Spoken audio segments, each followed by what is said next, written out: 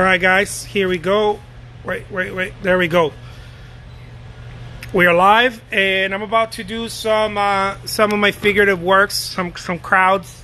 I've been working on crowds lately. Just crowds of people. I don't know, figuratives, right? Figure works. And so I'm starting out with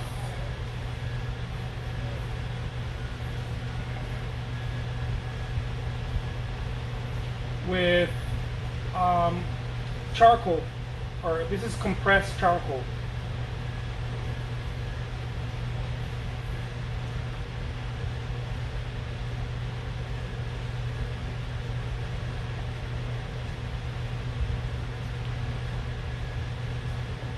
Let's make this face right here. They're all like, what's up? What's going on? As a mom, I was like, those ideas benefit me now for your future. And just sort of like that, you know, very simple stuff. Let me try to put it a little bit more this way, that way you guys can see it better. And not spend so much time on the illusion, I guess, of representational reality, but spend more energy, at least, and that's how I do it, okay? I'm not saying for you to do this. This is how I do it. Spend more energy, I try to, on movement. And so,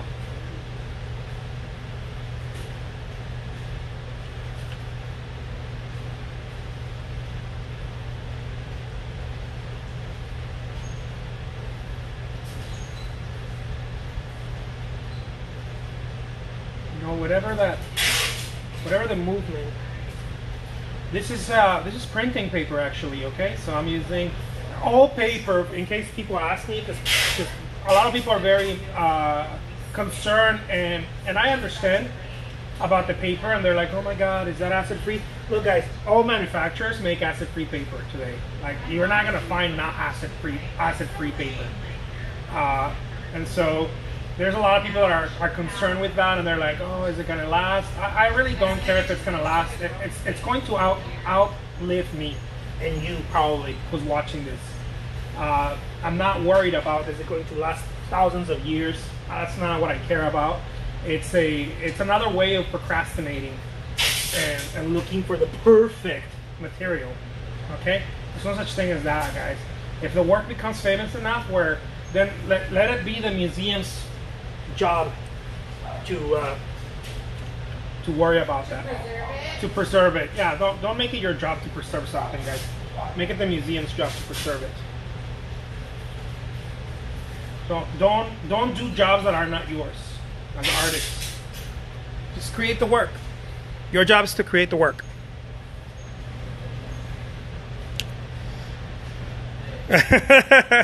Yeah, I know. A lot of teachers like talking about that, and again, I mean, art teachers, instructors, they have a very skewed idea of what it is to be an artist. I think they're artists, but they're not necessarily working artists. They're working instructors, and so I'm not doing this video so that you can learn and you're cool with it, and then I'm gonna throw this away, or I'm gonna try to, I don't know. I'm not an instructor, guys. I'm an artist. I'm going to go sell this painting. Right? I'm going to go sell it. I'm going to go exhibit it or sell it. It's just the way it is. That is what I do. And so my job here is not to try to get you to Buy certain products? yeah, or buy my idea of how I do things. I care less if people want to do it the way I do or not. I'm not trying to sell an idea. I'm just recording what I'm doing as I'm doing it here.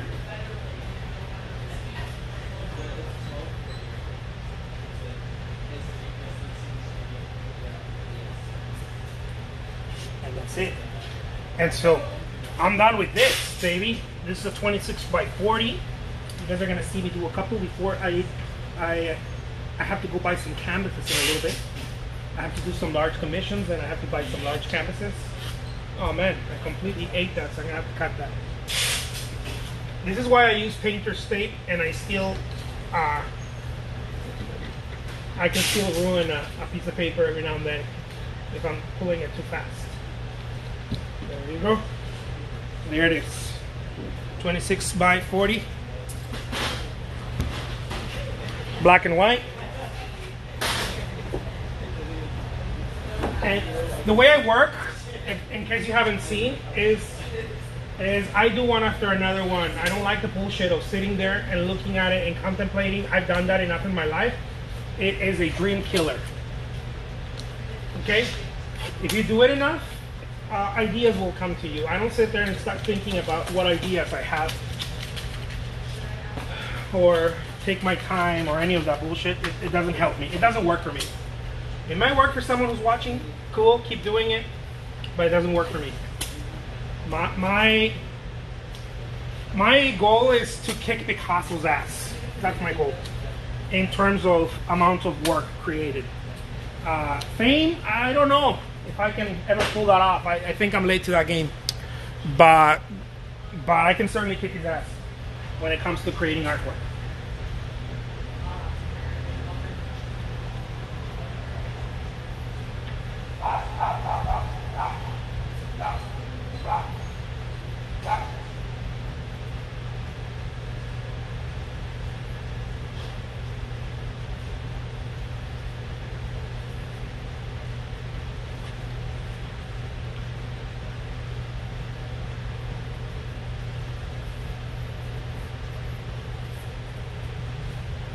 Go. I'm going to use a slightly different brush. I have a slightly different brush right here. Let me get some paper. By the way, if you guys have any questions, I'm going to be reading through the comments, so you can feel free to ask questions as one of the things, and I learned this from experience, but later on I saw George Kondo talk about it, which is he's a great artist, postmodern, I guess we would call this dude. He said that he enjoyed drawing over painting, right, on paper, because it was less messy. He found out that it was less messy, and I couldn't agree more. Painting, I had to change my clothes for painting in oils or do very elaborate works. I have to almost always change my clothes. It's extremely messy to paint, but drawing is not messy at all. Drawing is a very clean medium. That's what I love about it.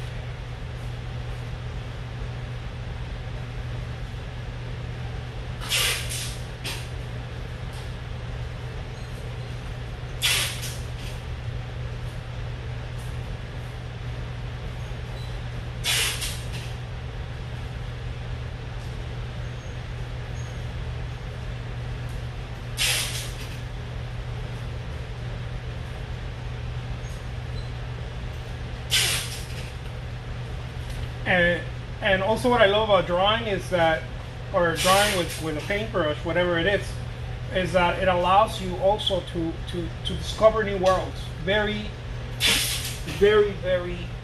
quick. You can start discovering new worlds very quick when you draw as you're painting. This is something that I saw Matisse, Picasso, Warhol. Something I think it's extremely beautiful, and it's very much missed.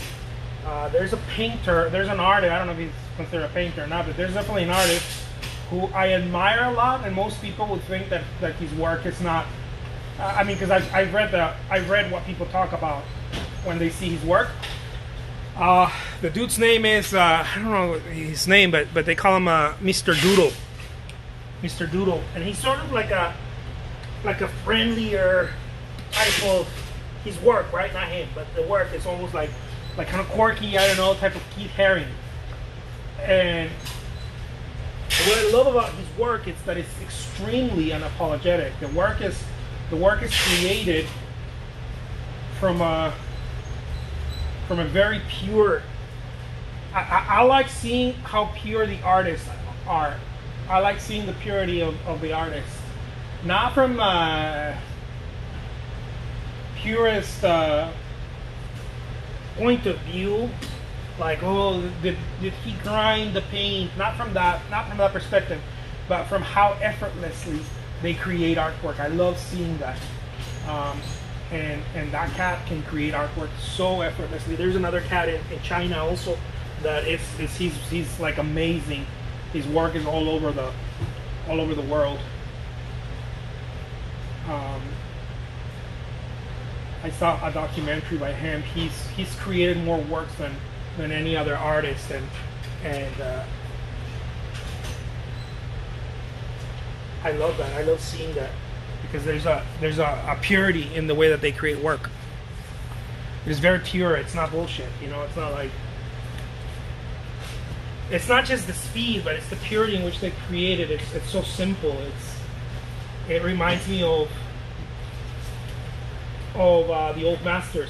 If you see any of the paintings by the old masters, not just all the famous ones, but the old masters that maybe they didn't acquire the same fame as other artists, you can see that there's a certain purity to the work, a simplicity to it.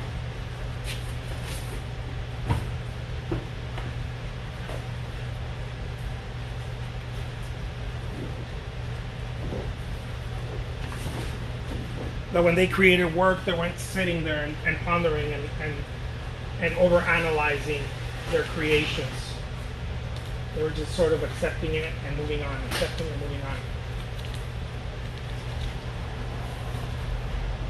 It's, in my point of view, it's the only way to create, really.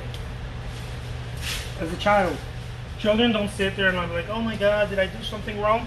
Like if you see children creating something, they don't give a fuck. They just create, and they don't go sad if someone doesn't like it. Now, when they're getting older, they start because the parents or family members, usually other family members, start putting doubt in their little hearts, and so that's when they start doubting themselves. But in the beginning, they don't doubt themselves, and that's the purity that I'm talking about. When the child doesn't doubt what they're doing. Hey.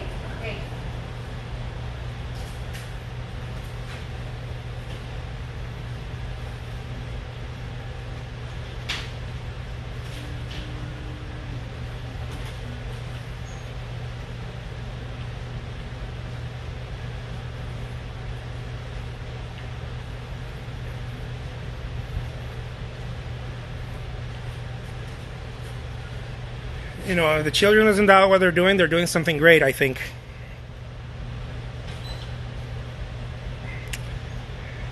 I've had people ask me about paper longevity and buyers, but the only reason they've asked that is because they drink from the Kool-Aid. Someone else made them worry, and it was usually another artist or some gallery made them worried about it. They drink the Kool-Aid. I've never had a serious buyer really ask that and be concerned with that. That's something that it's people that are really not informed, and then they try to act informed and they talk about that kind of stuff. Being precious today as an artist is the thing that is not going to allow you to move forward. Okay, I'm just putting it out there. If you're precious, you're having a hard time creating artwork, and an even harder time getting it into the hands of the collector. Being precious is the single reason why most artists never exhibit or sell their work. They're thinking too much about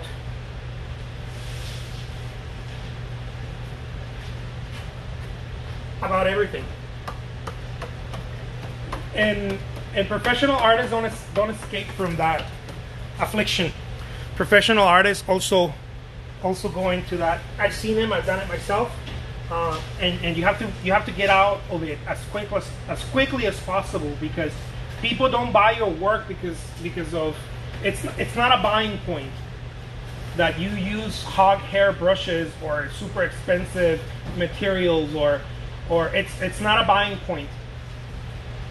No one's gonna buy your art because your work, your canvas is Belgium linen, and it's going to last longer than the average artist. No one's buying your canvases because of that.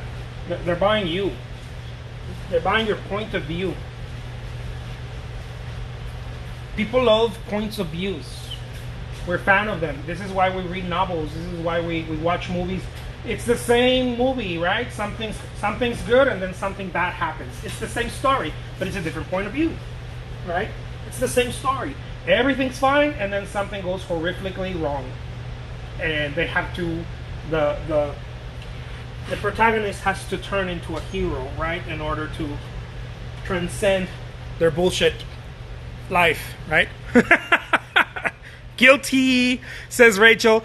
I haven't met my goal of selling my first painting this month. Yo, don't feel bad. Everybody drinks from that Acrylic. Everybody does. So don't even. I'm not saying this because I'm sitting on a high horse. I do it myself, and I need to, as I say, get out of it as quickly as possible. This is a very common mistake. Worrying about materials and just things that make no sense. They don't matter. They just don't. They don't. People think they do, and so they are always, trying to get you to believe that they do, but they really don't matter. Only one thing matters as an artist, guys: creating and showing. Creating and showing. You create, you show. You create, you show, and that's the only thing that's going to matter. Everything outside from that is bells and whistles. Okay? Everything aside from that is bells and whistles. You create, you show, you win. Okay? I gave you the secret to a successful art career. Create, show, equals winning. It's the numbers in which you create and you show, or the numbers in which you show. If you don't create in numbers, it don't matter. Either way, you have to create in numbers. Even if it takes you a whole day or a whole week to make a painting, if it takes you a whole day, you should have 300 paintings in a year.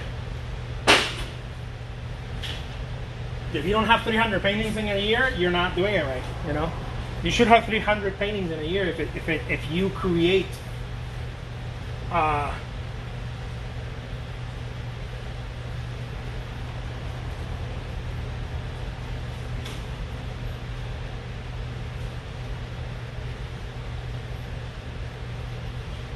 If it takes you a whole.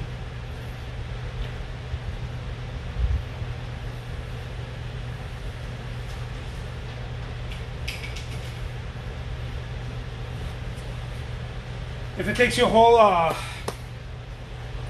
don't know, a whole day to create a painting.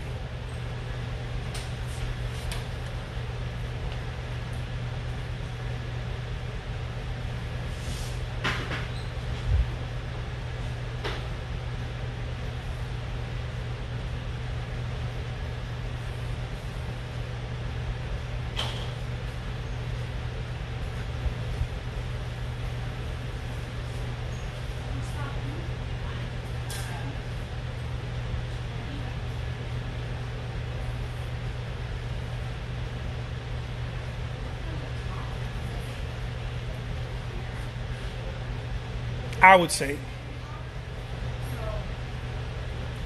By the way, these paintings are going to be available on my Etsy shop. Those of you who love my work, you can go check it out there. It's going to be available on my Etsy shop. Some people say, why are you charging? I'm just going to tell you, right? This painting is going to be $495. And some people ask me, why are you charging $495 with something that you can create? What does the paper cost you? Something that you can create it in, I don't know, 10 minutes or 5 minutes or 3 minutes, whatever. Because it took me 20 fucking years to learn how to do it in 3 minutes. That's why I charge $495. Okay? I just want to make that clear because some people need an explanation for that one. There you have it. Look at that. Boom, baby. Look at that. I love this one. This one, oh, the strength, and then these are what the lines are for, okay? Everything has a little purpose. Why? Because it's composition. I have all the visual weight right here, but I needed to balance it with something needed to, it's like a little nudge, right? Something needed to bring it and balance it a little bit.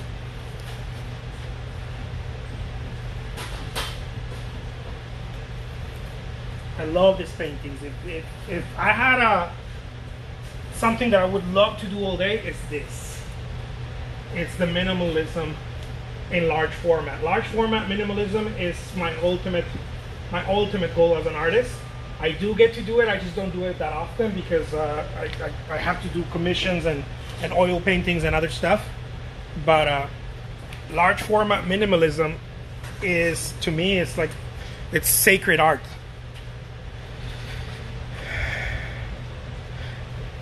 Jose, excellent explanation. Thank you so much. Yeah, you need to own that, right? You need to learn how to tell that to people without being disrespectful. I get it. You know, sometimes I go bananas, but to a customer, right? Without being disrespectful, just simply say what Picasso said, right?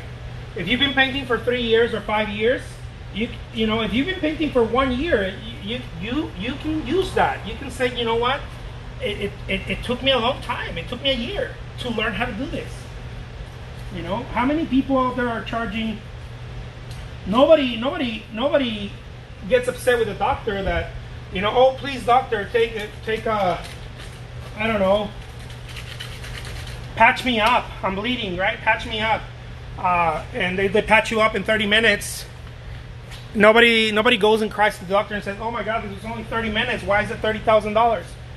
Because it's not just because it's important. There's thousands of doctors everywhere. It's not just because of that. It's because of the specialty of the job. Learning how to create work effortlessly and with such command, right? With such command, takes years. It takes years of practice. A lot of people are like, oh my God, why is it so expensive? Because it takes years of practice to paint with confidence. I wasn't always this confident. You know, most of the time I was like, oh my God, is my work any good? And on and on and on. And so I had to learn how to paint, and not just paint, how to show with confidence, right? How to show with confidence. Because a lot of artists can paint with confidence, but when it comes to showing, they can't show the work. They're not confident. They feel like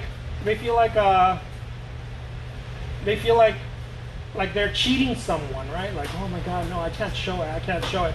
I know that used to happen to me. When I showed my works, I was always afraid that people were going to say, this is one of the reasons I wouldn't do videos on YouTube in the beginning, because I was afraid that people were going to tell me, man, you made the video you made the painting in 20 minutes. Why are you charging $500 for that painting if it only took you 20 minutes to do? So I was afraid, and that's one of the things that stopped me. That's one of the things that stopped me from showing my work early on in my career. That was a fear. You know, I'm just telling you guys, those are fears. Yeah. I was afraid of that, and so I know that if I am so confident today, or I appear confident, I may not be completely confident, maybe I just appear confident to some of you. I know that other artists are going through the same thing, and a lot of you paint wonderful, and you're afraid of showing your work because you don't want people to call you out, you know. Yeah, and it takes look at what Danielle says, and it takes years of mistakes. In order for me to make a painting like this, I had to fuck up 1,000 of them first, you know. I had to start over and start over and start over, and so this is what a lot of people don't see. The collector does. Collectors have no problem paying the work, which is what I love about the influence of the collector in the art world still. They have no problem because they understand, right? It's usually other artists that artists are afraid of, or people that just don't like work, they don't collect it. And but it's usually other artists who who tend to put other artists down. And I mean, if you have artists that are putting you down, don't hang around them, guys. And if they're doing that online, ignore them or cut the thread right away. You know, like block them or ignore them. Ignore them or block them. You don't want them around. You don't want people telling you that you're not good enough or that your work is not valuable or whatever. Jose's art page says, Jose, you need to be my representative when it comes to charging for my work. I'm horrible when it comes to charging for my artwork. I completely understand. By the way, now that you mentioned that, let me throw in a little pitch. I don't know how serious you're about that, but I do offer coaching. It's $300 an hour. I offer coaching to other artists, and I walk you through how to ask people for money. You have to ask people. At some point you have to ask people. You can't just paint, put stuff online or whatever and not ask people, right? You have to ask, and you have to develop their skills, right? You have to develop them, how to ask, how to follow up, and on and on and on. And I can teach you how I've done it. You don't need more than an hour, okay? For whatever the situation is, you don't need more than an hour of coaching with me, and I'll be able to pinpoint what you need, and we'll go from there. So anyways, that's my pitch right there. My name is Jose Trujillo. I'm an artist, and I hope you enjoy this segment. Let me do a little close-up right here, that way you can see. Look at that. And these are my minimalist paintings. They start out with a charcoal drawing. Look at that. And these two figures are having at the very least contact. I don't know if they're having a conversation or not, but at the very least they're having contact. Something's happening, and it's up to the viewer to decide what that is. Maybe you are experiencing something like that, or maybe you know someone who's experiencing something like that, or maybe whatever. Right? The viewer finishes the painting. The artist can only start it. The viewer finishes the painting. So there you guys have it. Again, my name is Jose Trujillo. I'm an artist, and this has been one of my live sessions. Take care. I'm gonna post this on YouTube as well because it seems about right. Let's post it on YouTube. All right. Take care, guys. Bye bye.